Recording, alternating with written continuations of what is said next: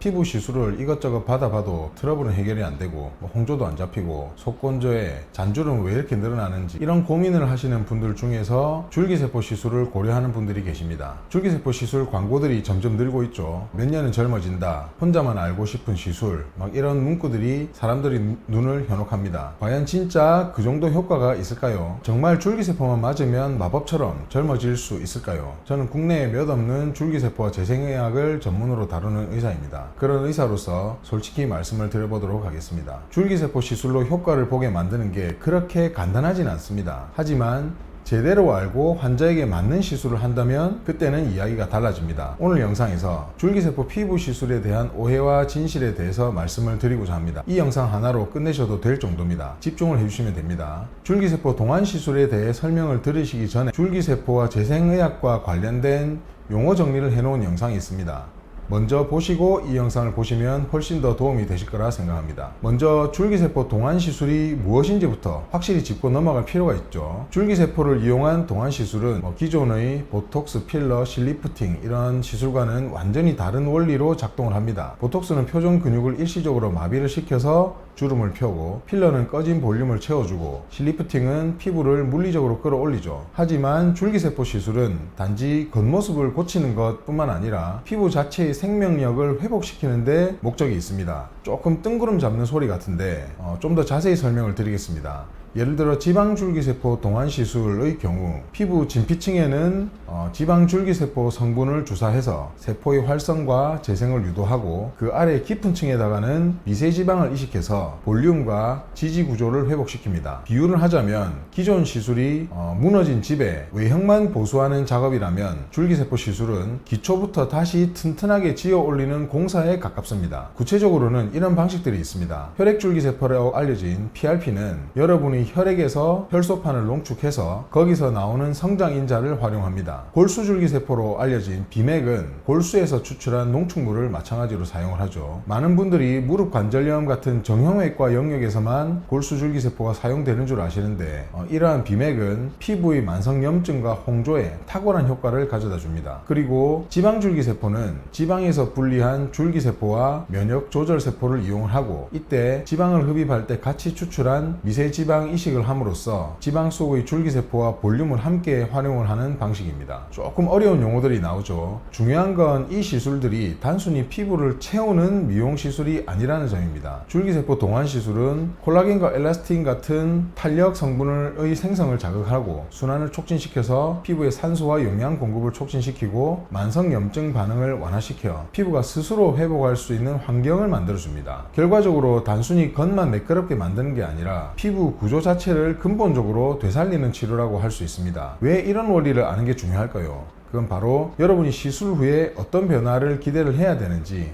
그리고 그 변화가 어떤 메커니즘으로 이루어지는지 이해를 하게 되면 줄기세포를 맞으면 10살이 어려진다는 식의 좀 과장된 기대에서 벗어나서 현실적인 기대와 만족스러운 결과 사이의 간극을 줄일 수 있기 때문입니다. 솔직히 말씀드리겠습니다. 줄기세포 시술을 받고 며칠 지나서 거울을 봤는데 내가 20대로 돌아간 것 같다, 이런 극적인 변화는 기대를 하지 않으시는 게 좋습니다. 그렇다고 실망하실 필요는 또 없습니다. 이 시술은 애초에 피부 겉모습만 빠르게 바꾸는 시술이 아니기 때문이죠. 섬유아세포가 콜라겐을 다시 만들어내고 혈관이 재형성되고 손상된 조직이 천천히 회복되기 시작하는데, 이 과정에 시간이 좀 소요가 됩니다. 몇 주에서 몇 달에 걸쳐서 조용히 회복되는 방식입니다. 급격한 변화보다는 요즘 왜 이렇게 피부가 좋아졌어요? 피부에 뭐 합니까? 이런 얘기를 서서히 듣게 되는 거죠. 처음에는 아무 변화가 없는 것 같아서 도만 날렸나 싶을 수 있어요. 그런데 두세 달이 지나면서 문득 피부가 왠지 조금 탄탄해진 것 같은데 라는 느낌을 받게 될 거예요. 헬스장에 다니는 것하고 비슷합니다. 하루 운동한다고 막 복근이 생기고 이러는 거 절대 아니죠. 하지만 3개월 꾸준히 다닌 후에는 분명히 변화가 느껴지잖아요. 줄기세포 시술도 마찬가지입니다.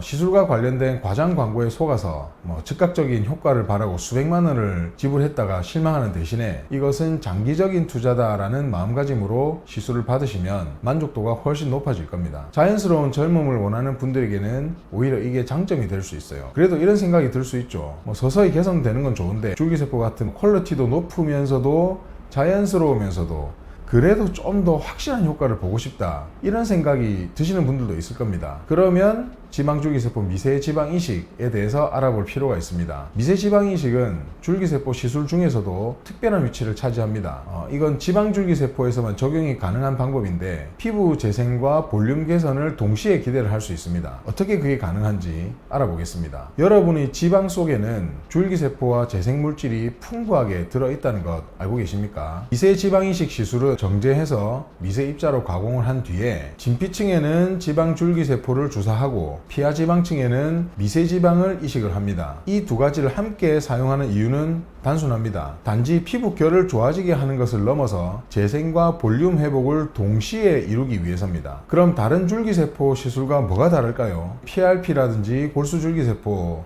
시술은 피부의 진피층에 주사를 함으로써 재생 중심의 치료로 피부결이나 피부톤, 탄력 개선 이런 데 초점을 둡니다. 이 방법만으로도 상당히 개선이 되는 경우도 많습니다. 하지만 지방줄기세포와 미세지방 이식 시술은 이런 재생 효과는 물론 꺼진 부위를 채워주는 자연스러운 볼륨 개선 효과와 함께 미세지방의 지속적인 재생 효과까지 기대를 할 수가 있습니다. 특히 다음과 같은 고민이 있는 분들께 매우 효과적입니다.